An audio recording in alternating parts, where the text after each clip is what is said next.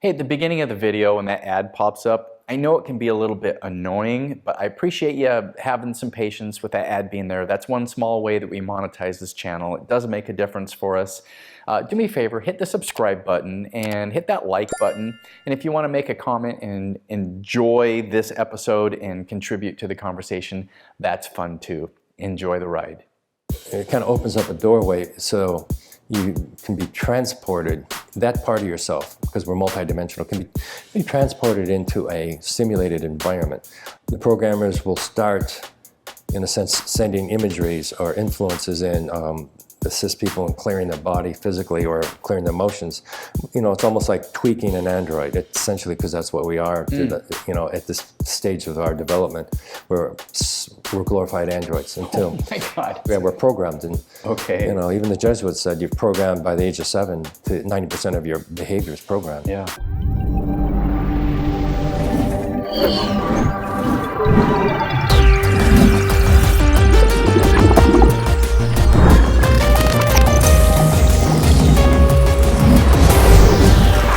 Exploring the human journey.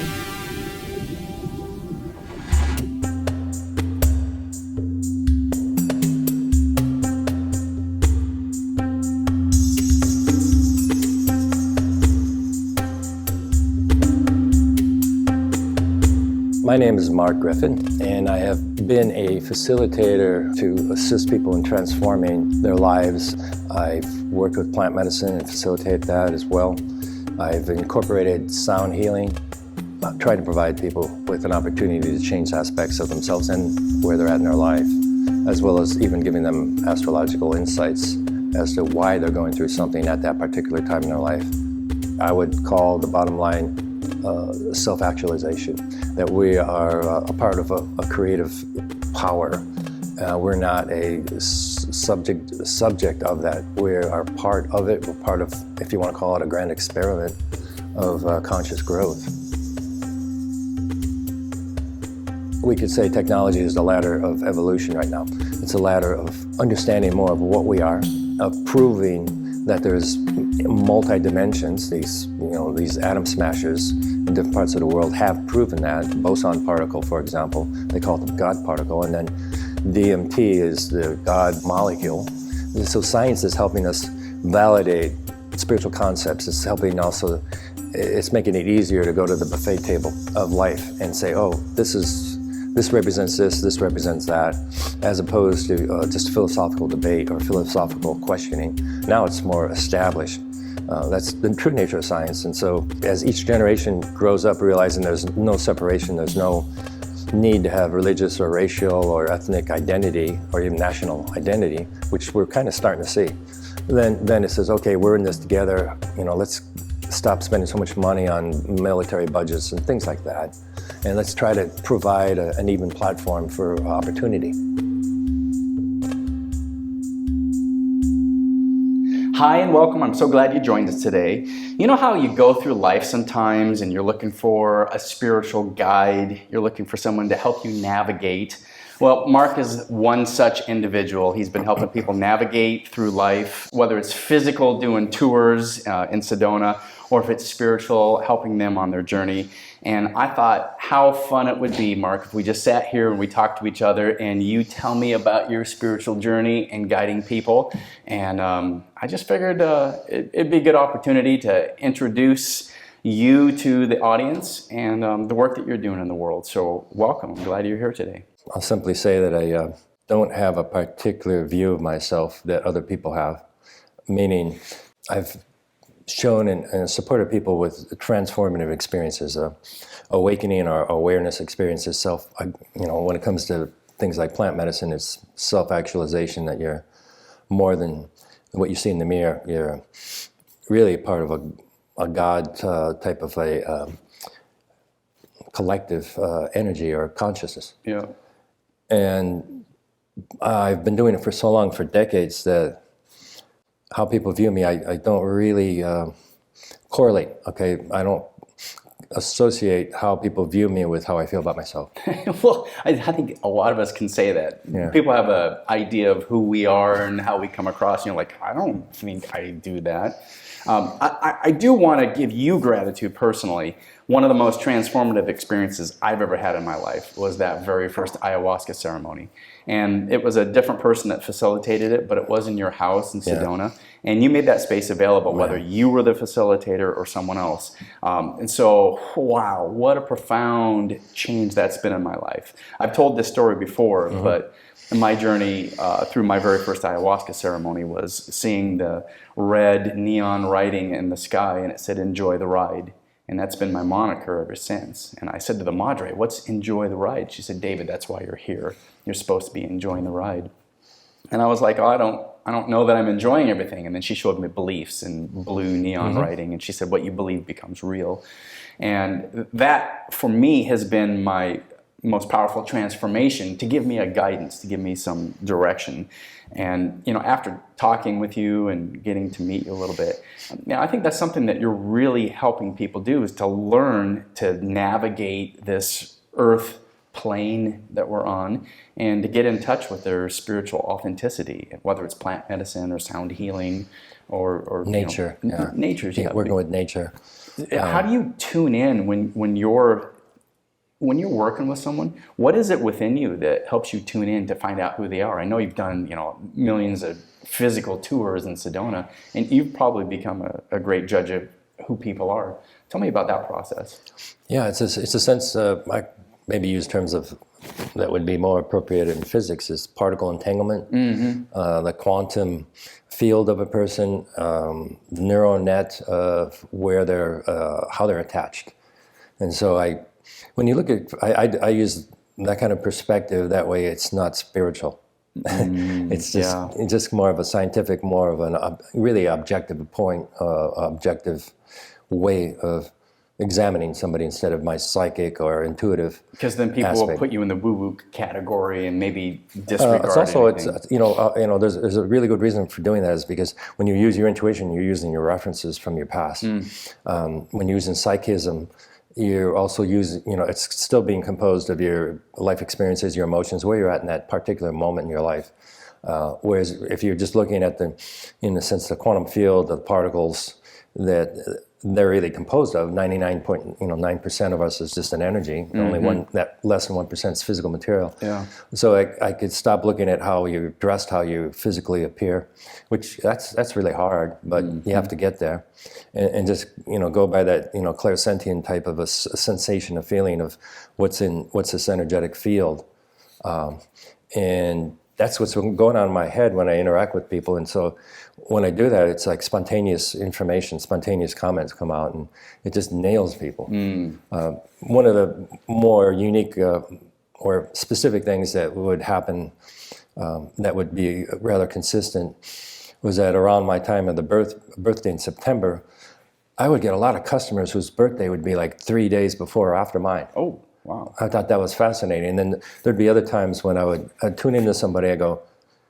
"What is it about you? I'm just so connected to you, and they have the same birthday as me." Those are examples of just tuning into the person's quantum field versus, I like the way this person looks, or don't like the way they look. And it's my own mechanism of maintaining the ego. The ego associated with identification of what we think we are.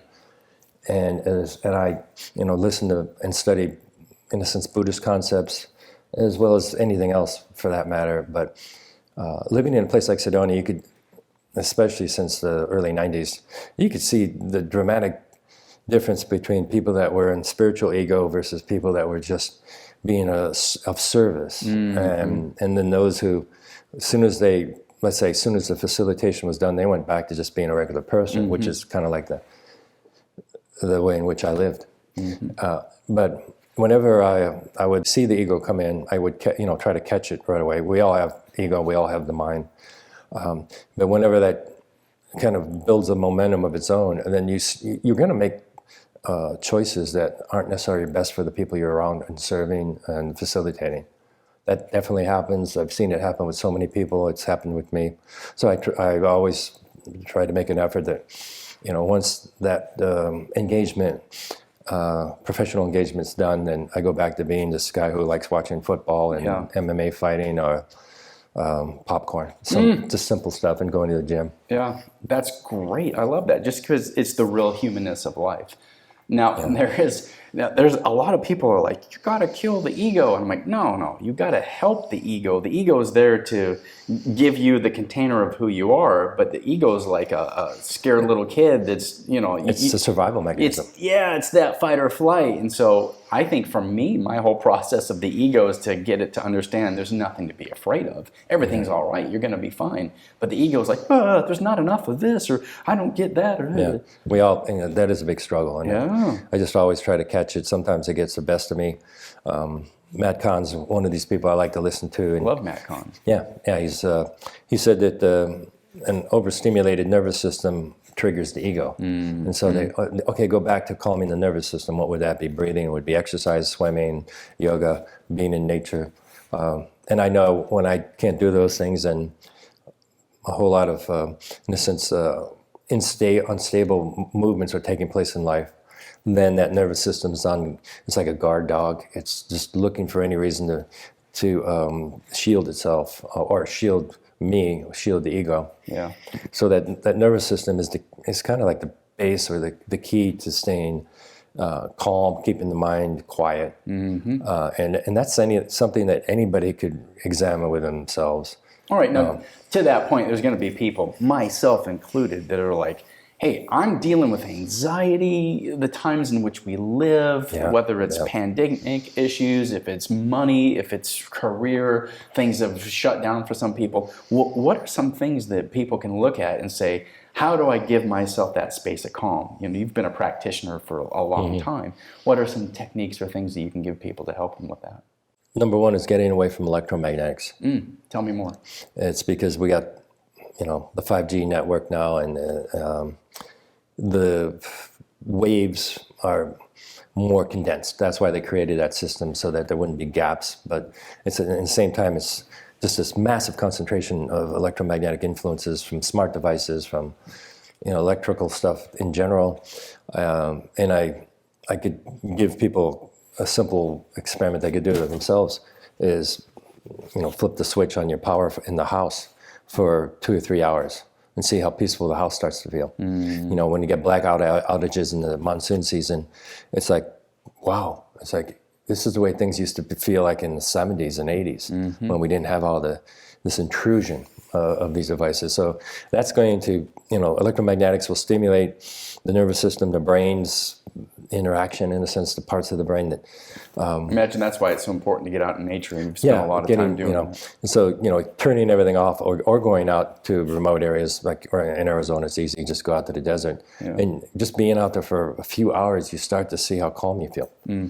And at the same time, just turning everything off or having a blackout for a few hours, you go, wow, I really feel relaxed now. So those are ways in which you can catch that over anxiety. Not watching programmed news is really a good one. Being careful of what you ingest mentally.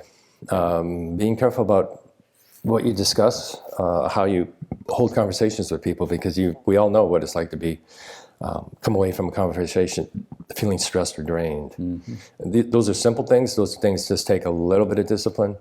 But once you're addicted to electromagnetics, that's actually hard. Fortunately, I'm of a generation that's not as big of an issue. But I could see that when I go to the gym. I could see that even by a swimming pool or in saunas, like people are just with their phones all the time. So you can't do anything about that. They don't want to. That's an addiction, like a drug addiction or alcohol. You can't do anything about that. That's something they have to find out within themselves. But in general, when people have this over anxiety and all the nonsense that happened last year, just cutting it out for a while.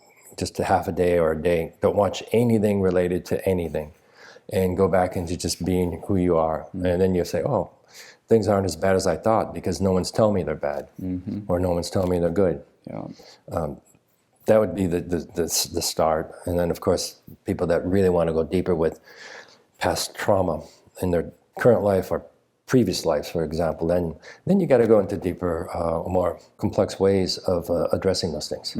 Because there's so many different ways that trauma affects us, and there's different, of course, sources of the trauma, and then you have to kind of differentiate what will work best. Like sound healing is very effective just to relax the whole nervous system. Yeah, I love being in sound healing ceremonies, just feeling the waves, the vibration of whether it's the singing bowl, the gong, just feeling that energy just wash over, and then the intensity, and a practitioner can just really feel the room, feel the energy, and just bring it up or bring it down. That's a very powerful experience. Yeah, and the music, and the sound itself it does what it does. It has no agenda. And the person usually that's doing the sound is just creating an environment, but not intending to influence anybody to do anything. Yeah. And your body and your emotional body, physical body are responding to it much like a child would. It's not really intrusive. It's like you just accept it. And you could just let yourself flow with it. And after half hour or an hour, a lot of times you're just in a completely Zen state, and there's no effort involved. Yeah. Now, when we were talking on the phone, you were telling me about these different states of consciousness that you can put yourself in, getting in touch with your intuition. Plant medicine is very important to me, and as a facilitator, you were explaining to me about what plant medicine does to us vibrationally. It takes us to a different place. And then you blew my mind. You started talking to me about the extraterrestrials, the reprogramming. Oh my God, please give presence to that. Teach me more about that. I just have to say that I think I have an Akashic history with plant medicine, and people have told me that I've been a shaman in the Amazon, or I've been a high priest, whatever. So, okay, that's what I've been. I've probably been a farmer, and I've been a trash collector too. And so those memories, or that part of the Akashic collective field of what I am and what I've been, can be accessed just like data in a computer. And so in these journeys, I would intentionally go in with wanting to know more about what I am what we are. And then they would start explaining to me, okay, so who's they? These are programmers. And say, oh, well, who are the programmers? Well, it turns out, as I've kind of explored more in these journeys that I've done, you go into at least the ayahuasca ceremony, and probably mushrooms too, but definitely ayahuasca, because it tends to be facilitated. It tends to be group oriented, and the medicine puts you. It kind of opens up a doorway so you can be transported. That part of yourself, because we're multidimensional, can be transported into a simulated environment, which will probably be on some kind of a spacecraft, off-planet activity.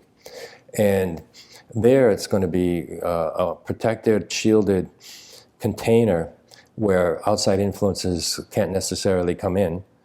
It doesn't always happen with these journeys, of course, but when it's done properly, that's what can take place. And it's the programmers will start, in a sense, sending imageries or influences in assist people in clearing their body physically or clearing their emotions. It's almost like tweaking an android. It's essentially, because that's what we are. At this stage of our development, we're glorified androids. Until, oh my God, yeah, we are glorified androids. We're programmed, and okay, even the Jesuits said you're programmed by the age of 7 to 90% of your behavior is programmed. Yeah, the Jesuits were tapped in at some level. Yeah, they said, really give us your baby, and we'll give you a mature adult at the age of 7. Because, wow. and other cultures know that too. That's such an important time for the development of a human. So we're all pretty much running on programs. We just are. Yeah, we are. And it takes that disciplined effort to say, okay, I'm not what I was raised to be. I'm not what my parents or my environment I was as a child was conditioned to be for the rest of my life. It's like at some point you have a transitional step, and the plant medicine provides that transitional step. Absolutely. It's like you're not just a stupid human. You're not just this idiot who looks in the mirror every day and criticizes herself, which is what we all do. And so that self-awareness, it's, I call it self-actualization, is really the platform that plant medicine provides. I really like to emphasize that. I like to hold space if I'm facilitating, or even for myself. This is more self-actualization. I'm going to learn something by the end of this experience, and I like to promote that with people as well. But when you're taken off planet, if you will, in that contained simulated environment, I call them the programmers because that's what they call themselves, and they've even shown me control rooms and the way in which, oh yeah, we could tweak this knob and you're going to start rubbing your nose. It's like, geez, Wow. I did that. I just sat there for like a couple hours when they really explained that in depth to me, and I go, so I'm just a freaking android until I really wake up. And they go, yeah. I said, so we're all just, and they go, yeah. Yeah, it's a big shock. Yeah. It's a shock to the ego. I've got free will. Sure you do. Yeah. Turn the knob. That's right. Yeah. Wow. So let's call it, the environment that we're taken to, if it's done, if it's a clean ceremony, will allow the good programmers, in a sense, the ones that are really there to assist us, maybe like the Pleiadians, to promote the necessary consciousness shifts so that you can see why you hold on to trauma, why you hold on to grudge, why you have problems with money, why you have problems with relationships. It's not changing you, it's giving you opportunity to see it clearly. And then, of course, you come away from the experience realizing what you have to do to develop yourself in a more wholesome and organic way. The self-actualization just also, you just realize, okay, we're part of this higher, we are higher beings. We are elevated beyond any sense of imagination. If we're walking gods in a human experience, then that's about as, imaginatively high as you can get. But getting back to the extraterrestrial influence, is that they're just there to support this process with us to, help us evolve and, get to maybe the level they're at, or in some cases, with individuals, they could even skyrocket past the level of these facilitators that we call ETs, which are just, in a sense, humans that have evolved to this collective state of hive mentality. Now, I've received quote unquote information like I've got something that's coming out to within me. So is that like receiving a download program? Yeah, I would have to consider that to be a downloaded program. That whole enjoy the ride thing. That I was like, what? Because that was what you needed to reach a higher state of self-actualization, or self-awareness. That was like me climbing out of the pit. Like, oh, there's sunshine up here. Yeah, because it is very important for people to realize that their belief systems are going to dictate their future. It's you're going back to physics. It's constructs that we've developed from our past lives, past life experiences that are sitting here in the present that are going to influence the constructs of the future. And so you have to also resolve those constructs in whatever method or technique. Plant medicine kind of gives you an opportunity to do that. The facilitator definitely can help. The environment definitely can help. But you still follow through after ceremony, after days afterwards. You can't go back into slipping back into old habits, like motivational talks, going to conferences for a weekend. You get all pumped up, and then by the end of the following week, you're back to doing the same stupid stuff. Yeah. Well, that was that paradigm. I was a kid and going to church camp when I was 12 or 13. You'd get on fire for the Lord, and then you'd come back and go to school and be like, okay. And you'd end up, I remember them trying to always keep us pumped up so we would go proselytize our belief system, Well, that's artificial, though. It's not self-actualization. It's not awareness at all. It wasn't. It was basically building up my ego, telling me my ego was going to keep me safe and secure from impending doom. And that applies to any motivational thing. You go to and really learn a lot and really encompass and make that part of your life, and then, or you could just walk away and just let it dissipate and go back to being, the old programming. And those programs are so layered.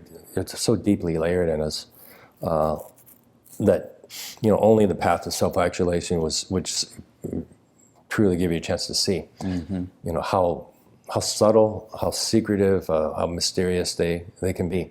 They could, like I say, be from past lives, which usually requires facilitating from a different degree to kind of release and clear that as well. Now, past life regression is so important to me. I tell people all the time, the two most important experiences I had are ayahuasca and the past life regression, the life between lives, a hypnotherapy session.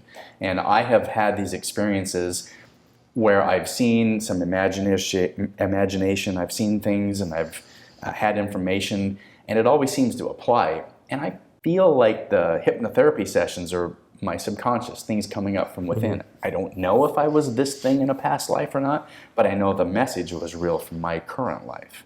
Sometimes these plant ceremonies show you your past lives and show you your associations with people in your current life in the past and why they're even associated with you. I recently had that happen.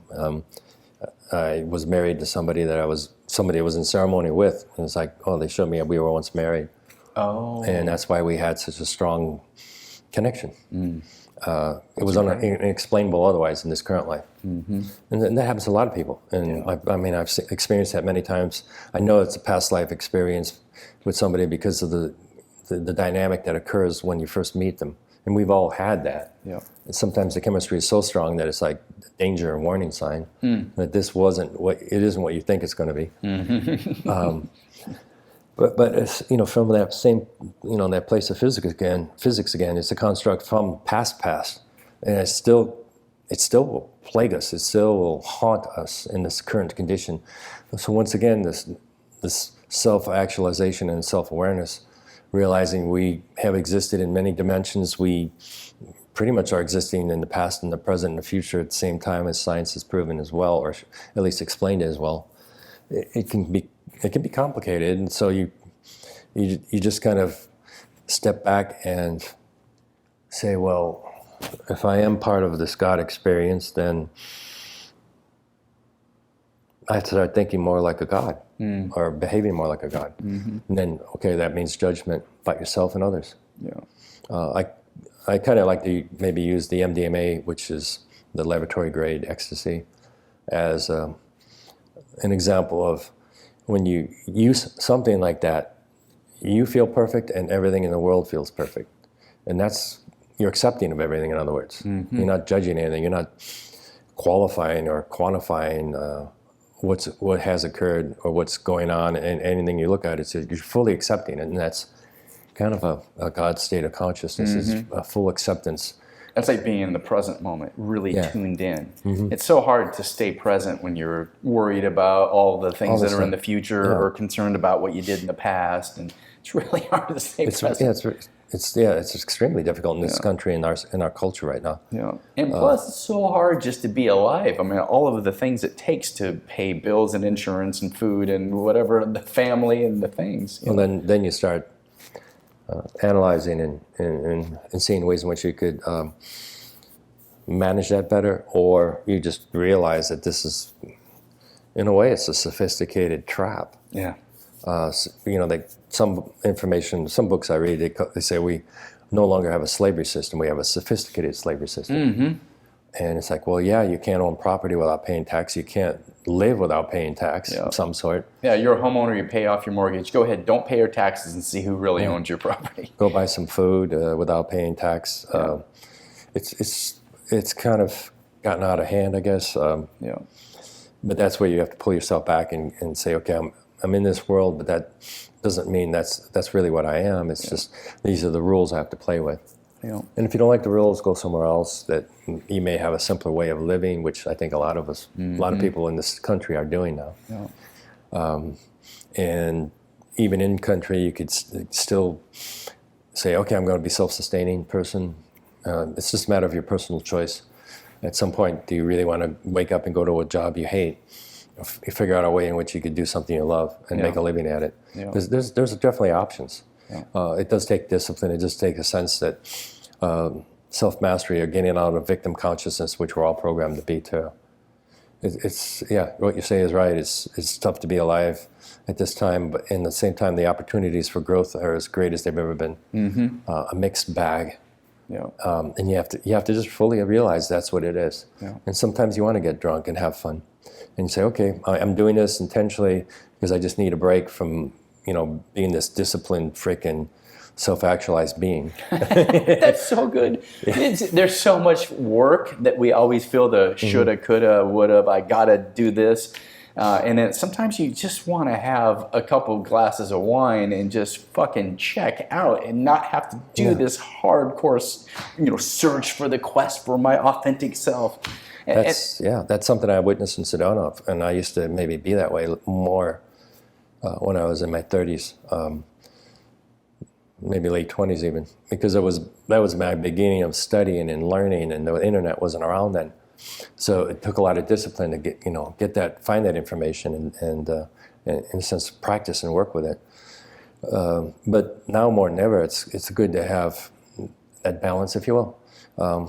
Sports and movies and any type of entertainment that's not too harmful. You could play around with substance as well, as long as it's done with some structure and decent intent. So many people's experiences with mushrooms are at concerts. It's like that's the worst place to use that kind of a plant medicine. Yeah, I view any of the plant medicine ceremonies as like work, man. You put on your hard hat, you bring your lunch, you're ready to get work done. It's not, for me, it's not an entertainment space. But when you're young, it's typically you look at it as an entertaining experience. I guess I came to plant medicine later in my late 40s. Yeah, I did. For me, it was a spiritual quest, versus someone just going, oh, I want to know what it'd be like to trip balls. Woo, the music feels great. And that's what they do, and then they... In some cases, I've heard it personally, where they're afraid to use the medicine because of their experiences in their 20s. Oh. And it's just like anybody having a bad experience in any line of life. They attach too much memory and emotional connection to that experience. You get in a car accident, and then, for the rest of your life, you're worried about, driving. That's senseless. Yeah. You have to find some way of dissolving that construct, if you will, so it doesn't impact your future. If you want to understand the influence of your childhood, go and adopt a pound puppy. Because the pound puppy usually has trauma from its puppyhood. Yeah. And you have to see how it slowly develops trust and confidence with you, and it opens up more. But that's your inner child. In a sense, that dog would be like your inner child. And I've seen this with so many people. They're afraid of God. They're more comfortable with me, a stranger that I'm taking out on tour, but they can't let a master or some being that's coming in to support them. They're afraid of that because of their experiences as a child. If their parents weren't there for them, it's like God abandoned them in a sense, in their inner child mind. And so that pound puppy will show you how hard it is to get it to let go of its experiences. And so it's the same thing with ourselves. Yeah, that's really good. So as we navigate through this spiritual journey, there's so many things that help us get in touch with our authentic soul, if you will. And I know altered states of consciousness are so important. I've done breath work, and I've just gotten into that space, and it helps me tap in. Of course, hypnotherapy, ayahuasca. I also know journaling is really good to kind of get into that flow space. Even I started reading Julia Cameron's book, The Artist's Way. I know it's an old book. It's been out 30 years, but it's come into my life at this point for the things that I need to grow in. And one of the things I've started is a journaling practice, and I have hated journaling. I have never wanted to do it. I attach it to a thing that girls do or whatever. It does have that kind of stereotype. But I've started doing it, and I don't try to write. I just put down my thoughts. As soon as I try to compose something, and then I get into my ego, so I'm like, I don't know what to do, and I find as I start getting into that, I get these spaces where creativity will pop up, and it will allow me to have some tap into my intuition.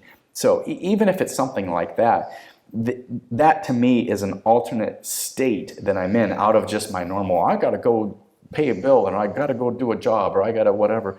And so ayahuasca has been such a strong space to get into that. It's like a shortcut where you can get into that space really quick. The beauty of plant medicine is it bypasses all that. You don't have to take the time. I know people that meditate, and they'll meditate for an hour a day. Well, that's a long time. Yeah. And they'll get into that flow state, and they'll just be...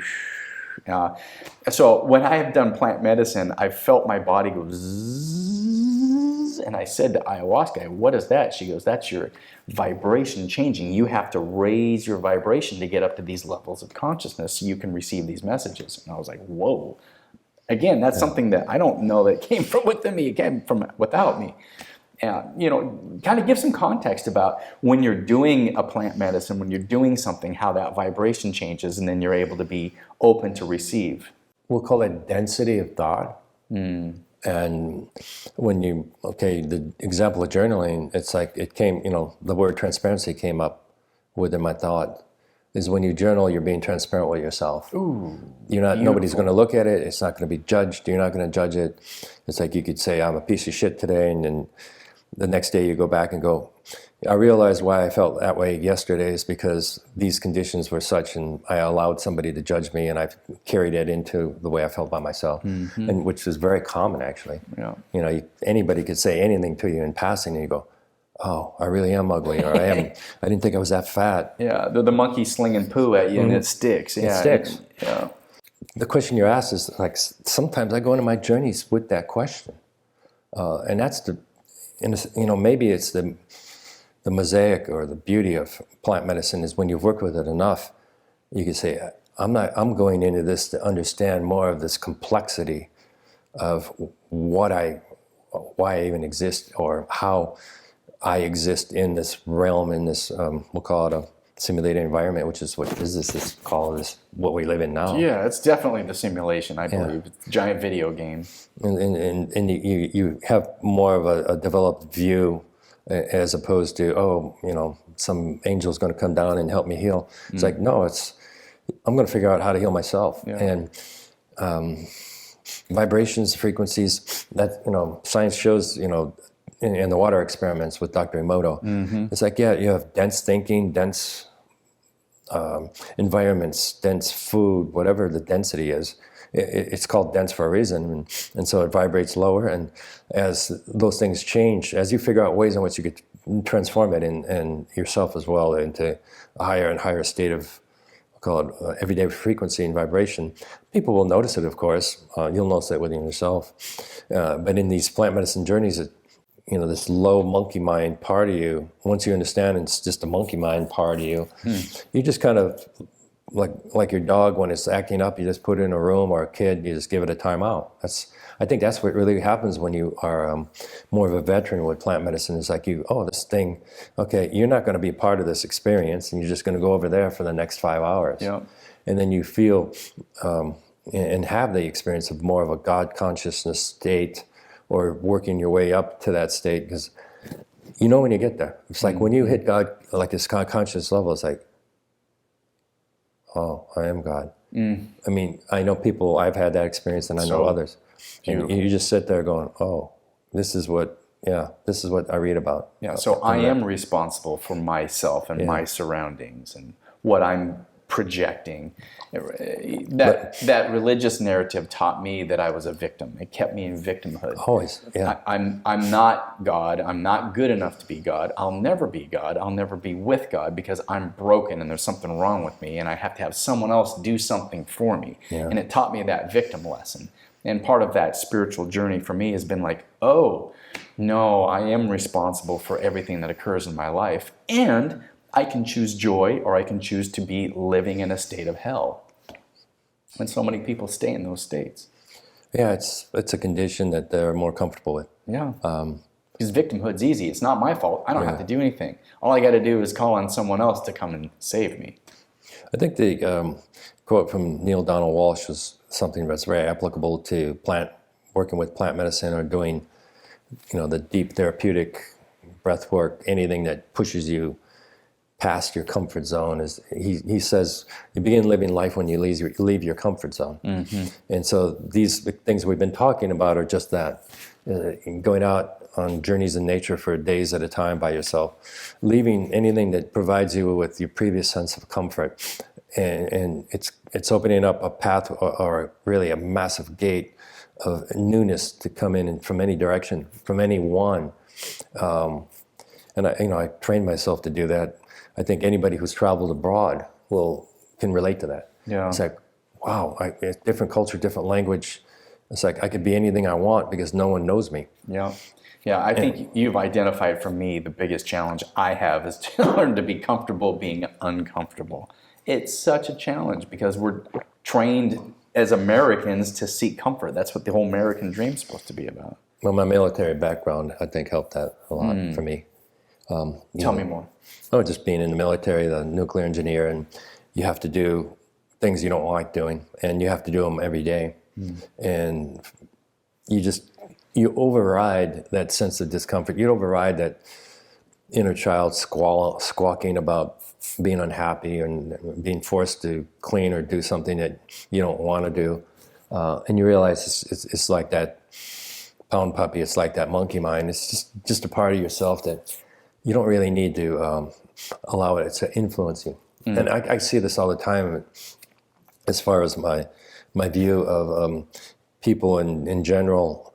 It's like you could tell, like military people, you could tell people that play team sports, there's a difference versus the whiners and the snivellers. And you ask somebody to do this and they just can't get themselves to do it.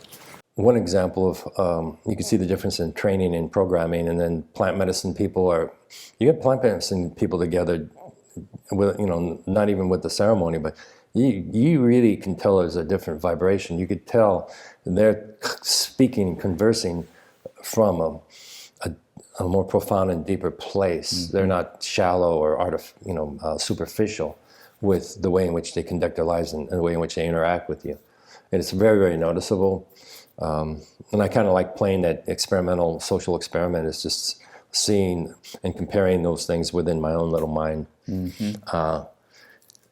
But it's all those things I've stated are very valid. Yeah. The plant medicine, just in a sense, it's giving you your own self-discipline too. Mm-hmm. In so many ways. Definitely taking you out of victimization, taking you out of blame, resolving difficulties you've had with people, childhood, parents, relationships, work. All those things can be seen more clearly. Mm-hmm. I did iboga one time, and in that state, because you stay in it for like a couple of days. That's incredible, yeah. You can see, I saw the perspective of the other people that I've been in relationships with. Mm. You see clearly, what their perspective of, in a sense, was me versus just my self-absorbed perspective of the whole thing. Mm. Whoever I was relating to, and it does put you into more of that God consciousness. Yeah. And once again, you kind of pull yourself away from judging the experience. Hard to do, but you got to do it. Yeah. You got to do it. Yeah. A lot of people that are seeking to do a plant medicine ceremony, they're looking for a resource. I've had people on my YouTube channel reach out and say, "Is this available?" And they'll name a country. Mm-hmm. Is this available here? I feel like if you're being called to it, you'll find it. I mean, there's got to be a vibration, a connection of us searching and seeking. And I do know that the moment you say yes, that's when the ceremony starts. That's when the internal starts to be tuned in. Your psyche's already being worked on. Maybe you're not in the medicine yet, but you're in the vibration of as soon as you say yes. Mm-hmm. And that will find you, and there will be a connection. You will meet somebody that knows somebody else. It always happens that way. If you truly are genuinely pursuing that experience, then you'll get that reference, and things will line up for that to occur. Yeah. And I have seen this where you're just looking for a tripping experience, then nothing's going to happen in the ceremony. I've seen that, especially with young guys. Yeah. It's like they could drink a gallon of the stuff and nothing will happen. It is not recreational. Yeah. Do not do ayahuasca for a recreational purpose. It doesn't work that way. Just do acid. Yeah. Seriously. Because these plants all have consciousness. They're all off-planet, in a sense, influenced from off-planet entities. So they're just going to say, we're not going to give you anything because you're not approaching this in the way you need to. And other times they just will slam. If somebody's really arrogant or someone has took the preparation for granted, it will be very disciplined and very authoritative and just pound on a person. Yeah. To get them, in a sense, to wake up to the silliness of their behavior. Yeah, powerful teacher. Yeah, it is, and that we both know that there's people in I'll call it a spiritual path that don't feel any of that's necessary. It's almost like it's not a point of debating anybody. It's just might not necessarily understand. This isn't about going up into the stratosphere and seeing all the magnificence of the universe. This is about going within and seeing the dark matter of what you are, what you've been holding and containing. It's an experiment of self-realization. And that's kind of the best way I would put it for people who say there's no need to do plant medicine. I think you could quite honestly, look at the results of, individuals who have to spend 10, 20 years with therapy and psychotherapy and meditating.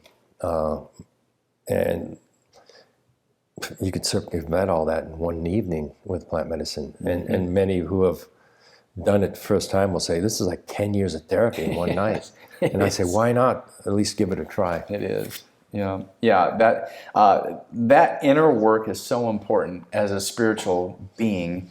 Yeah, we're having this human experience, and what's this whole journey about? And that's what part of my searching and quest is, to gather information to find out who I am, why am I here, what's this whole thing about? And as I continue to do that, these altered states of consciousness, plant medicine, is so important to me. What is it that we are looking for?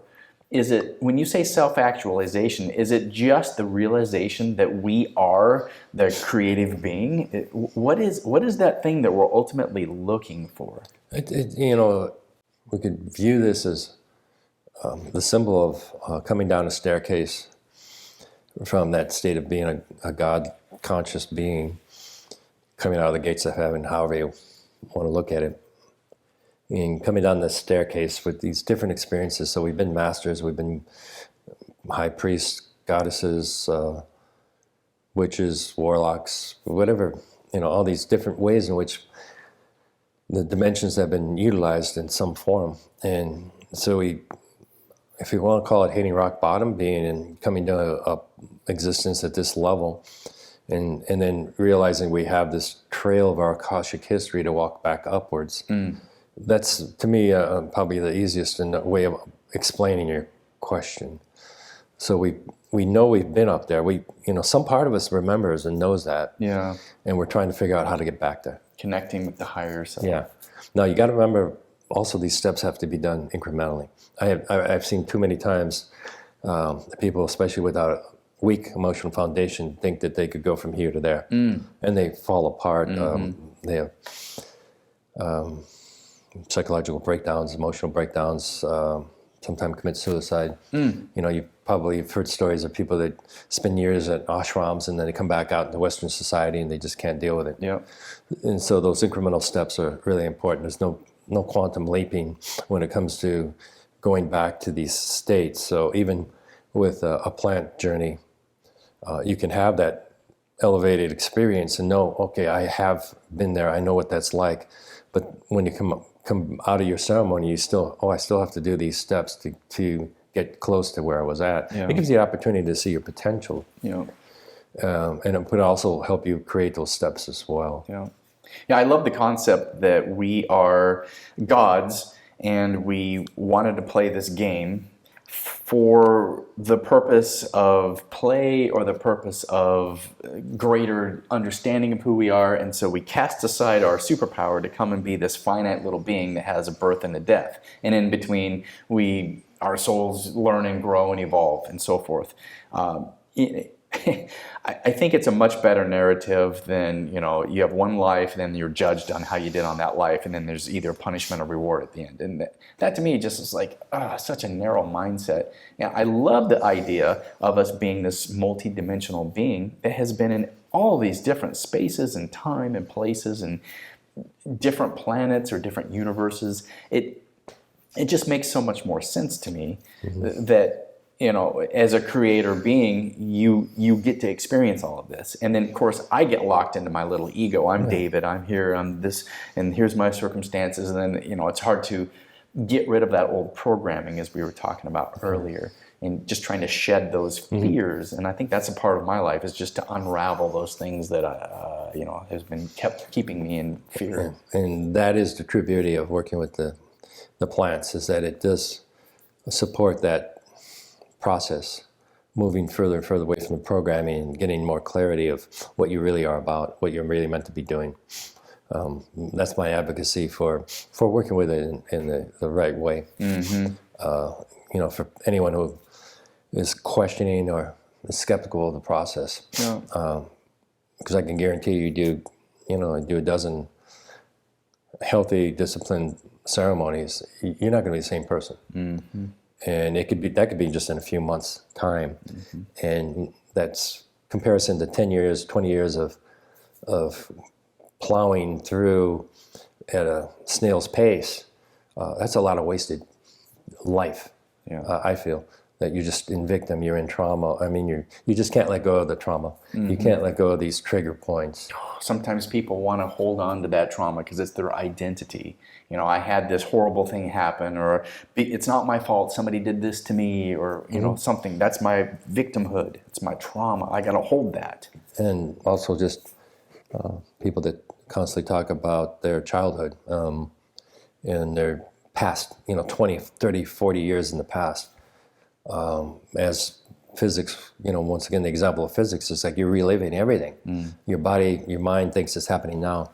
And it's senseless to do that. In my personal experience, why go back that far? There's so many things you could do right now. But once again, there's a comfort and an attachment to something that was pleasant, or typically it's either pleasant or it's extremely unpleasant that gives them the same reason to hold on to it. And as you know, a lot of traditional techniques just aren't that effective. They take a long time. And then you go, okay, well, why do they take a long time? Because there's money involved. Yeah. That's one thing about the medical use for MDMA and practitioner-assisted psychotherapy, where they're helping people cure depression. I mean, I don't know the exact numbers, like 90% of people that do this, they go, oh, I totally get it. I understand now those are ego constructs, and they've literally been able to reframe their entire lives. Especially the war veterans. Yeah, the whole PTSD and all of the things, the trauma that they've had, they've been able to contextualize that and put it into a category where they can create understanding out of that. Oh, I created a meaning, I created a story, I see now how this is working. I'm playing this character. That's why it was made illegal. And so nefarious. Yeah, marijuana's become legal again, but there's so many things that were made illegal that were actually beneficial for us. And the most dangerous thing that's always been legal is alcohol. I mean, I don't mind it. It's very dangerous because you think about how many people die in alcohol-related incidences, or their behavior causes them to end up in jail with alcohol. That doesn't necessarily happen with most of these other drugs. I know for me, I use alcohol as a numb. Sometimes I'm just like, if I get anxiety or something, and I realize, oh, okay, I'm using this. But there's times when you have to use a medicinal. If you got a headache, you take a couple aspirin. But I do know that I have seen the ability for alcohol to continue. If you drink too much of it, I'm like, oh, then I don't really have any. I don't have any ability to stay present. I'm now out of control. My actions are erratic. I might do something I'm going to regret. So I know for me, I'm not prone to an addictive alcohol use, and so I'm able to work through that. But I've seen other people, and I don't want to do that. And so I've tried to be conscious for, because I was given that narrative, alcohol is wrong, it's a sin. So at some point in my life, I went, well, what is a couple beers? Oh, that feels nice. It's a social thing. And then I've been like, oh, what's 25 beers? Oh, no, that's bad. It doesn't work for me. My body doesn't feel good. And it's just that we could go a little bit more metaphysical. It opens up, in a sense, it creates openings for other influences to attach to you. Ooh, tell me more. And take over your... Yeah, I think that's what a lot of the blackout drunks... they don't even remember what they've done. It's because other entities come in and take over the experience, and then they end up in jail, or they end up in somebody's bed who they don't even know. And that's the risk of going into that type of an unconscious state with that type of influence. Is you're really opening yourself up more than you realize. And of course, many people feel bars have a lot of spirits and ghosts in them anyway. So that's why I call it, it's the most dangerous drug, just because it's not regulated the way all these other drugs are. Either a prescription, or you have to know somebody who can facilitate, or these are all within the parameters of respecting these plants. versus the misuse of them. But everybody misuses alcohol. I mean, all of us who've drank at some point, gotten drunk. So we know what that experience is like. And, there's times when that's okay. And then there's times when, you're just avoiding an issue and you're just using it as a crutch. Yeah, I know for me, I was told everything was wrong, whether it's substances or alcohol. And so then I, later in life, in my late 40s, had some experimentation. I remember my first experimentation with cannabis. I had a feeling that there was this gripping claw over me, and I felt, as I felt the cannabis experience coming on, I was like, oh, it was an edible. I had taken an edible, and it took a long time for us to kick in. In fact, I had kind of forgotten I'd taken a bite of a piece of a brownie, and I didn't even, I'd forgotten about it, but then I felt this claw, and I'm like, oh no, I was taught that drugs were evil, and I have this claw, and it's coming over me. Oh no, I'm in the grip of the devil. And this thought occurred to me. It says, what if that's just a construct? Remember your whole remember your whole ayahuasca experience. And I went, oh yeah, what if this is just a construct? And then I had the feeling, what if it was something that would elevate your consciousness? And immediately that claw, this visual, it went, and it turned into a cloud, and it began to lift me up. And I went, oh, so I can control my own experience. I'm not a victim of it.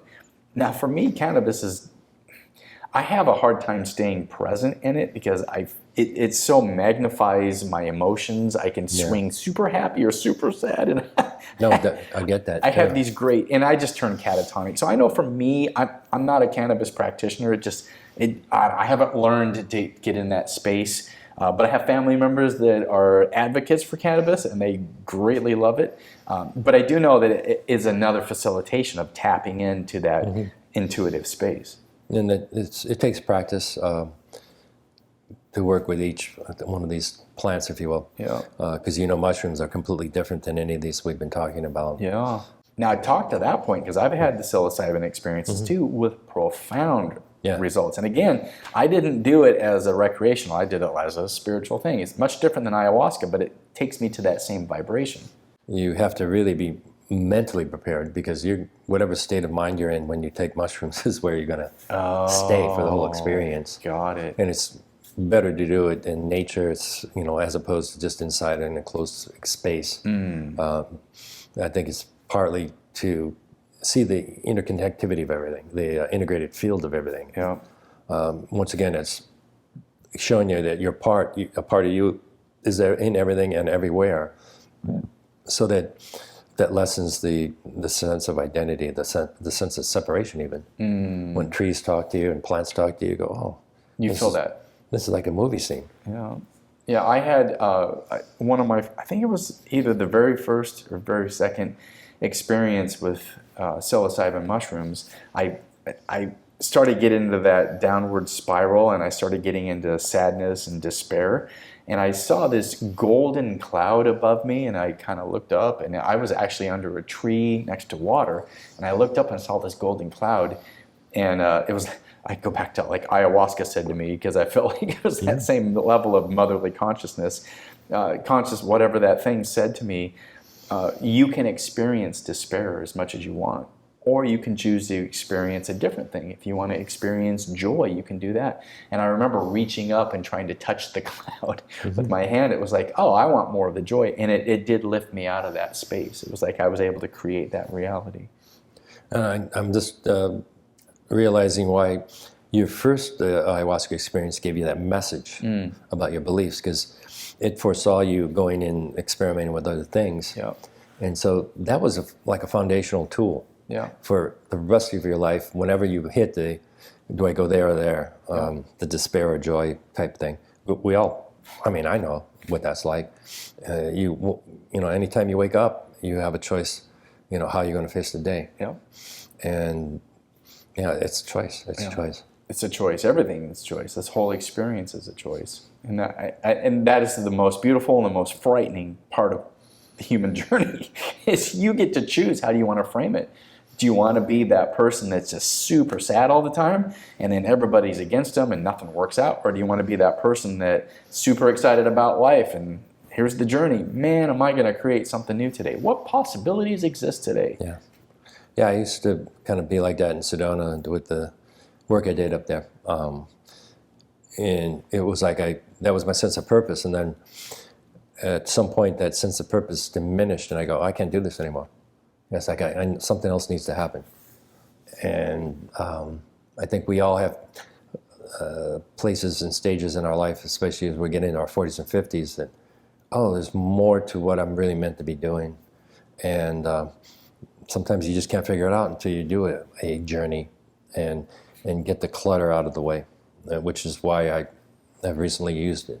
Gone into journeys is because I was at that point where I wasn't sure what to do next. Because I'd accomplished everything I set out to do as a young person.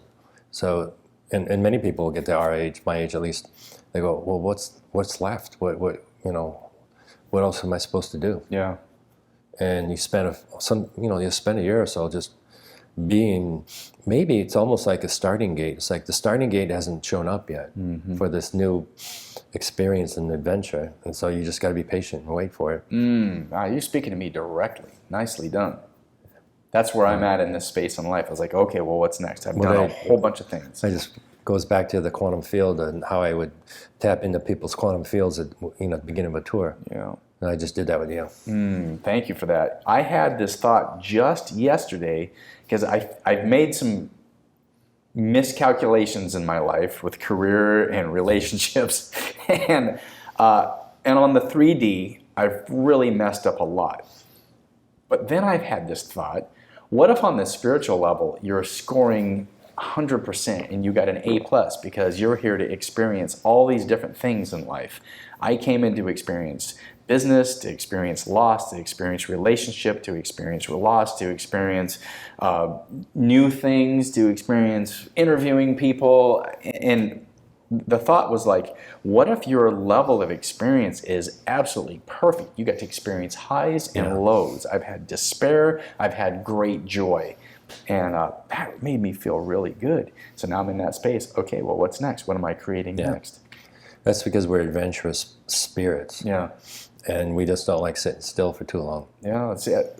When I learned about astrology and that I'm a December Sagittarius, people were like, oh, yeah, you have adventure. You want to go out and do stuff. Yeah. You're a seeker. And then I learned that my moon was in Aries, which is another fire sign. My moon's in Aries, too, yeah. It's really hard to sit still with the moon in Aries. So I'm always wanting to do things. And then I learned that my ascendant was a Taurus, which means I'm really bound to the earth and I want to have security and safety. And I'm like, oh, man, how am I going to go out and have adventure when I want to have a safe, secure job? But I've been self-employed all my life, and I go out and create opportunities. Yeah, that's a dichotomy I battle with. We all have similar ways in which we have to balance all those things. But again, once again, the astrology is the roadmap we chose. Our soul, in a sense, put us in that time frame to enter this space so those cosmological influences can trigger and direct us as it's needed. Yeah. And sometimes, when I've looked at a lot of charts, and sometimes people are meant to be a street cleaner, and some people are meant to be a CEO. And you can't change that because that's what you're meant to do. Yeah. And if you can't, there's a feeling that the strong souls, the old souls, will have the hardest lives, appear to have the hardest lives because they have so many challenges they're overcoming. A weak soul wouldn't be able to do that. And so sometimes when you look at a hard luck situation, I go, well, maybe, especially childhood stuff, this soul probably is a lot tougher than or this person's soul is a lot tougher than meets the eye, because they were willing to have that experience. I don't know if it's strange to look at it that way, but the tougher your soul is, maybe the harder your life may be, is a possibility. I've had that roller coaster life, and I sometimes feel I've lived 10 lives in one. Yeah. And other people that know me say you probably have. Yeah. Well, I think that's part of the age in which we live in, is you can do so many things. Now, even with information, you can get experience and education so fast. You can learn so many things. It's almost a detriment. Because when you have 100 opportunities versus just 3 or 4, it's harder to make a decision, I feel. Okay, so on this journey, the spiritual journey that we're on, having our human experiences, I know how important it is to utilize technology to take care of the things we need to take care of and maintain our autonomy. I know a lot of people now that are doing online trading with cryptocurrencies, that are doing online trading with markets. Options, Whether it's margins, all that stuff. Forex, or if it's stocks. Yeah. Give me some context for. Do you involve yourself in any of that? Do you know of people that are creating a new system of wealth and autonomy right now? Because I know a lot of people that said, "Oh, I invested in Bitcoin years ago, and now I'm a Bitcoin millionaire." No, well, that's true. And I still think that Bitcoin's. I think we're in a dip, and it's going to go back up. But who ultimately knows? Yeah, I've been in it since 2017, before that really big run, and I've been through all those highs and lows in the last 3.5 years. So whatever happens pretty much doesn't faze me. What has changed is it's being used for derivatives, for options, margin, betting, all that crap that causes total manipulation of the market, just like all the markets are manipulated. So the whales or the big money can sway it one way or the other. And so some billionaire can make a comment on Twitter, and all of a sudden things change, which more and more people are getting sick of. So the concept of it was great. Individual autonomy, financial autonomy. And like anything, the controllers, the ones that, they have this certain type of an alpha mentality that they need to be the top dog or the big fish, got their claws in it. And it really has changed the whole environment, the crypto environment. The only way it's going to improve, and anybody in crypto that's knowledgeable will tell you, is that more and more people need to get in it. We just say this is the way we're going to conduct our financial interactions with each other, and give the big middle finger to the banking structure, the government structure that doesn't care about us at all. And as more and more people wake up to that reality, it's more like the younger generations, we can bring back more of that control. Because when it's a small market cap, when there's, it's so easy to manipulate. But if you got a $20-30 trillion market cap, it'd be a lot harder for the whales to manipulate it. And that's what I'm hoping, and that's what a lot of people in crypto are hoping for. When a larger and larger and larger percentage of the population of the world starts using it, then it's less manipulative. And so it is, I think, the paradigm of shift. Anybody who really, if you really want to research what's happening, there's a booklet that's called The Road to Ruta.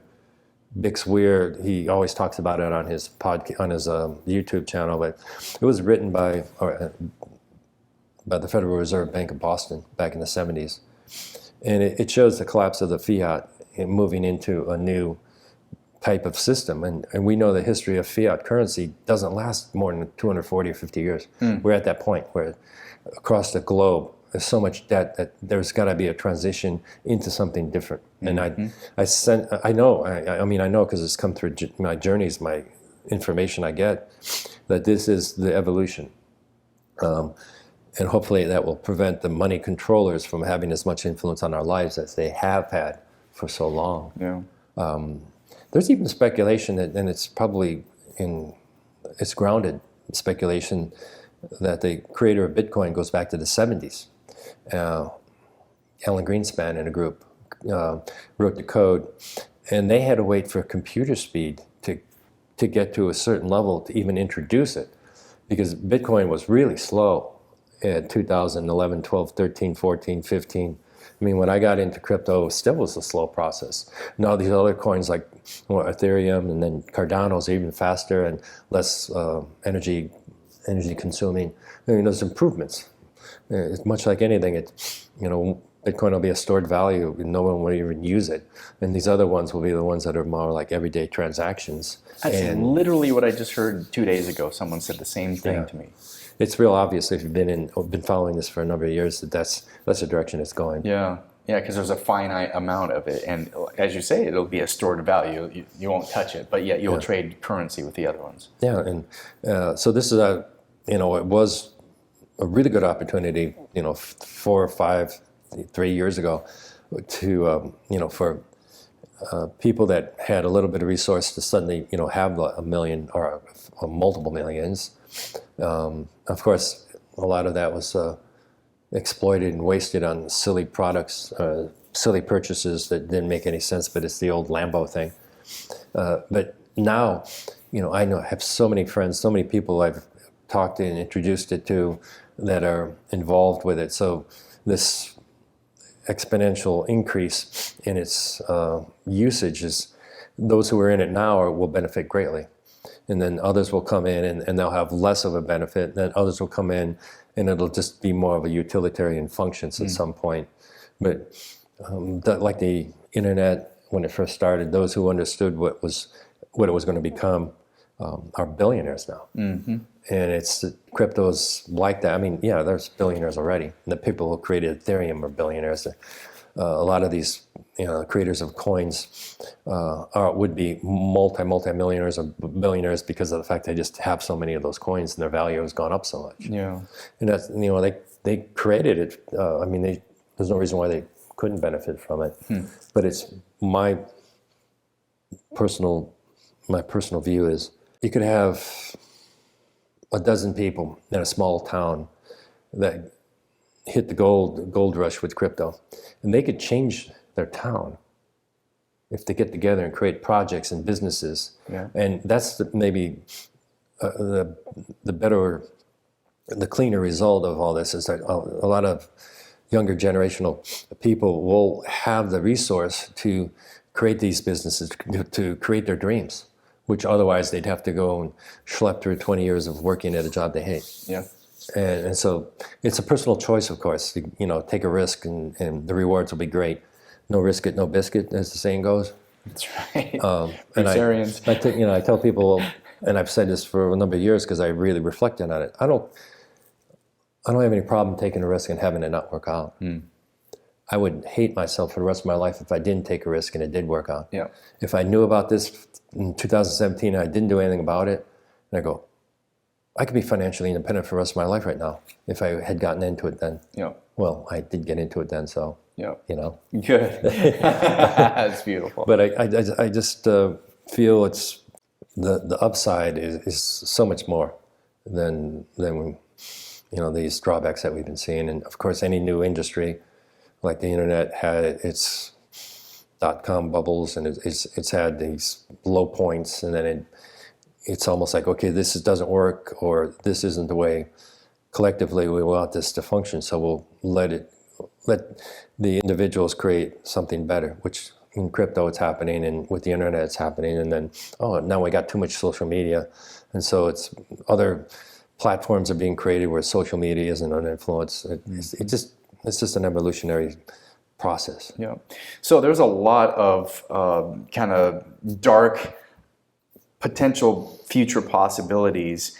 I like to think the consciousness is moving forward and we're always evolving. Is there some hope at the end of all the darkness that we've been in? Is there some place we're going? You talked about the age of Aquarius. Is there a connective unity coming down the road where we all kind of start to figure things out and come together? Are we going to be joining a galactic community with all the UFO sightings that the government's releasing? I mean, is there any good news on the horizon, Mark?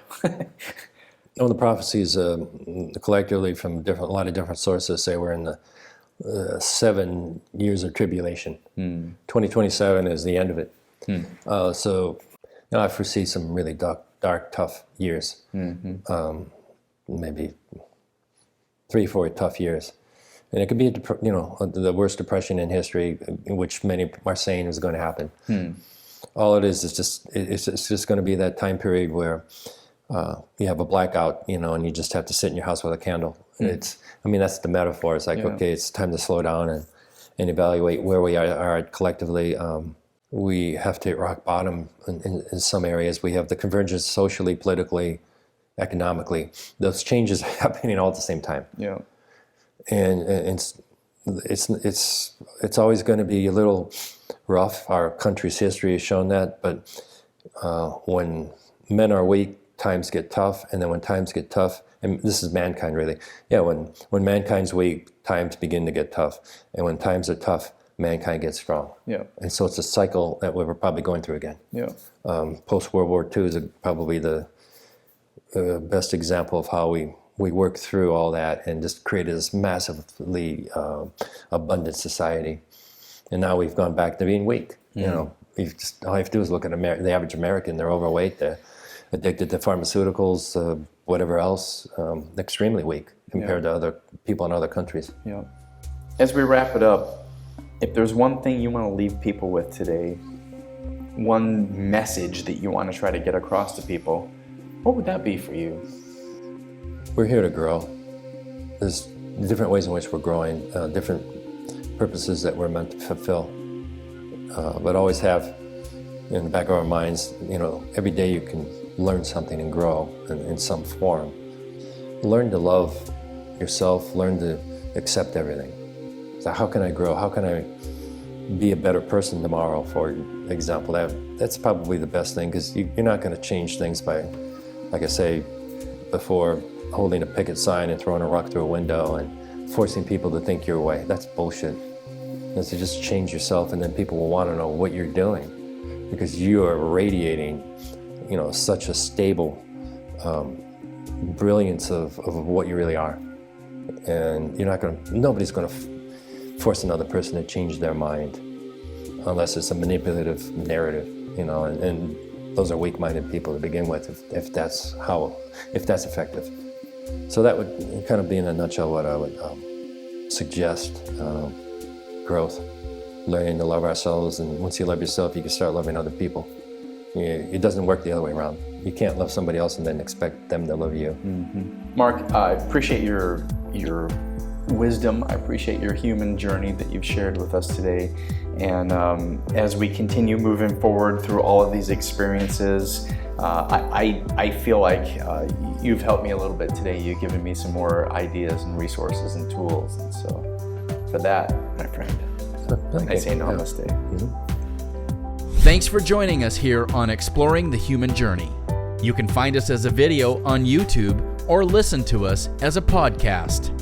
You can also join in the conversation by following us on Facebook and Instagram.